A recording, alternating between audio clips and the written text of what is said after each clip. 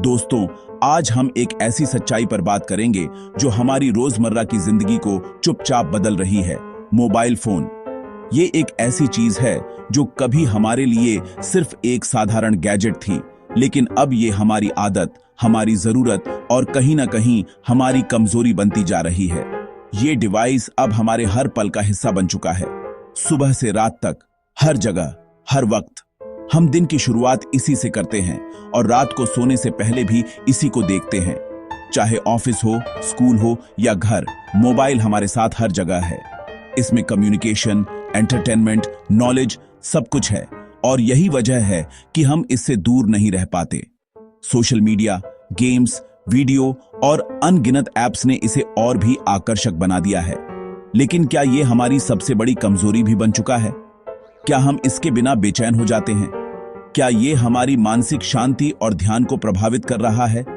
Mobile और technology धीरे धीरे हमारे दिमाग को कमजोर बना रहे हैं और इसके पीछे साइकोलॉजिकल और न्यूरोलॉजिकल कारण हैं।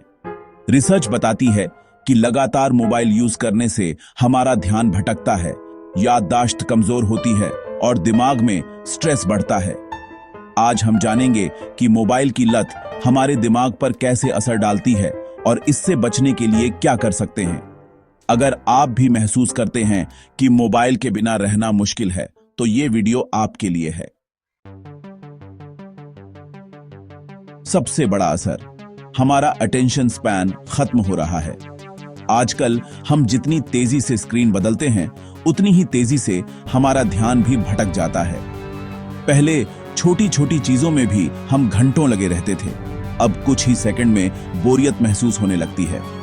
पहले हम घंटों किताब पढ़ सकते थे, अब 10 सेकंड भी फोकस नहीं कर पाते।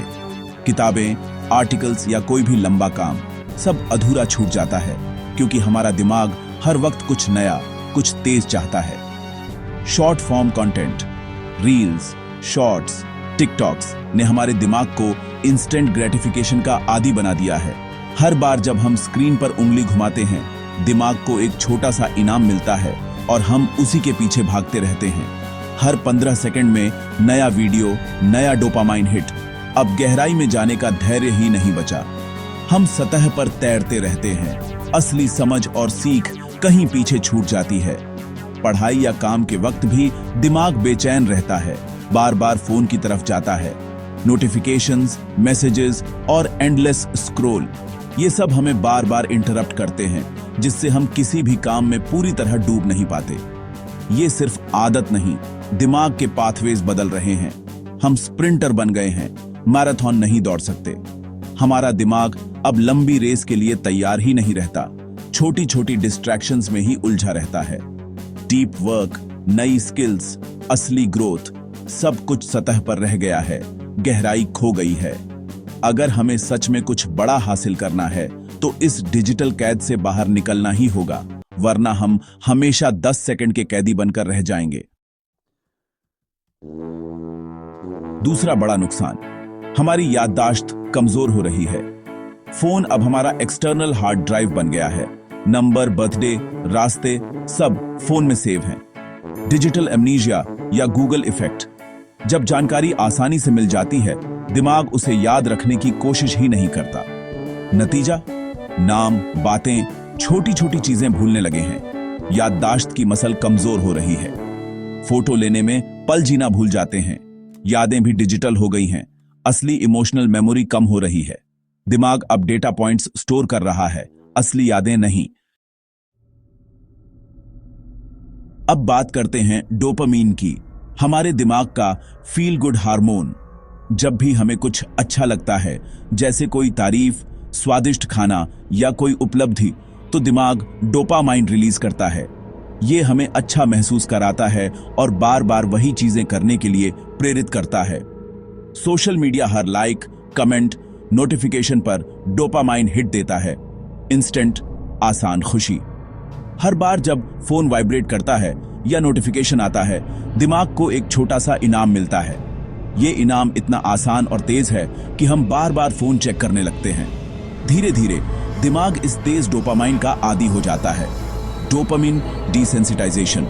अब वही खुशी पाने के लिए और ज्यादा समय फोन पर बिताना पड़ता है, लेकिन संतुष्टि कम होती जाती है। अब असली खुशी किताब पढ़ना, बातें करना, एक्सरसाइज सब बोरिंग लगने लगता है। असली दुनिया की चीजें अब उतनी आकर्षक नहीं लगती, क्योंकि दिमाग को तेज डोपामाइन की आदत पड़ चुकी है। असली जिंदगी की छोटी खुशियों में मजा नहीं आता, खालीपन महसूस होता है। हम दूसरों के साथ होते हुए भी अकेलापन महसूस करने लगते हैं, क्योंकि दिमाग को अब असली कनेक्शन से खुशी नहीं मिलती। हम फोन पर खुशी ढूंढते हैं, असल में और अकेले हो जाते हैं। रात को भी फोन के साथ वक्त बिताते हैं, लेकिन दिल में खालीपन बना रहता है। ये क्लासिक एडिक्शन है, नकली खुशी के पीछे भागना, असली खुशी से दूर जाना। हम बार बार नोटिफिकेशन चेक करते हैं, लेकिन असली संतोष नहीं मिलता। धीरे धीरे हम अपनी असली दुनिया से कटने लगते हैं। आसपास की खूबसूरती, रिश्ते और पल सब पीछे छूटने लगते हैं।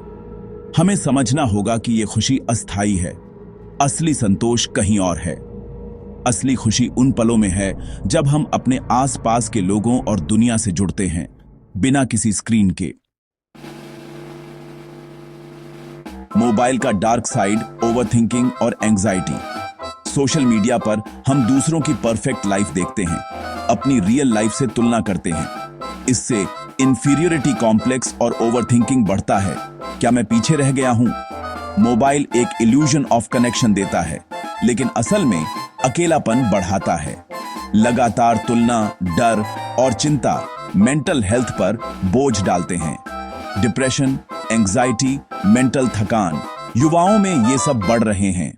हमें अपने दिमाग को शांत होने का मौका ही नहीं मिलता। इंफॉर्मेशन और इमोशनल स्ट्रेस से दिमाग थक जाता है। मोबाइल ने हमारी डिसीजन मेकिंग एबिलिटी भी कमजोर कर दी है।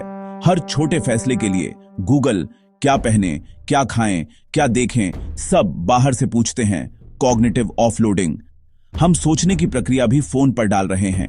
नतीजा एनालिसिस पैरालिसिस, इतने ऑप्शन कि फैसला ही नहीं कर पाते। खुद पर भरोसा कम हो जाता है। मोबाइल ने जानकारी तो दी, लेकिन आत्मविश्वास और विवेक छीन लिया। हमें फिर से अपने फैसलों पर भरोसा करना सीखना होगा।